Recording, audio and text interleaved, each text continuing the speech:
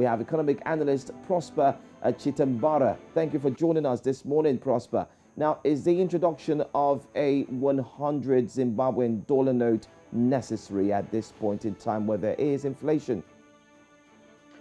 Yeah, no, thanks so much. I think it's very necessary in order to enhance confidence, especially among the consumers and even the business and other economic agents. As you know, we are in chronic high inflation, so that has resulted in the weakening of the local currency. So I think it has become necessary for the government or through the central bank to introduce higher denomination notes.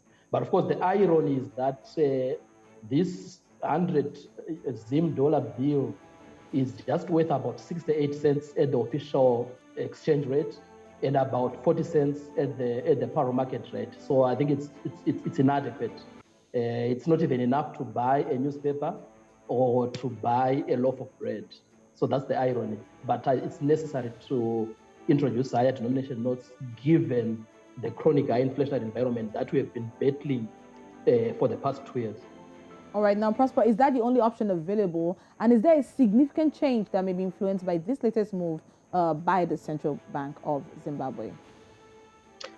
I think the challenge here is that the Zimbabwean economy is a highly cash-based economy. So most people don't actually have access to a bank account. The levels of financial sector intermediation, they remain generally low. Of course, we have seen the emergence of mobile banking. I think that has also helped to ensure that at least some of the transactions are actually done through the mobile payment platforms. But I would say most people still have to use cash. We are a largely cash-based economy. I think it's also largely because of the structure of our economy. We are now a highly informal economy. According to official statistics, about 75.6% of employment in Zimbabwe is informal. And according to the International Monetary Fund, the informal economy contributes as much as 60% to gross domestic product. So I think we don't have many degrees of freedom. We don't have many options. I think we just need to probably introduce a higher denomination notes since we are still a largely cash-based economy and society. All right. Now, there is a divide. Some have argued that the introduction of the 100 Zimbabwean dollar bill may worsen inflation, while others are saying that the introduction could actually help ease inflation. What do you make out of these statements and divide?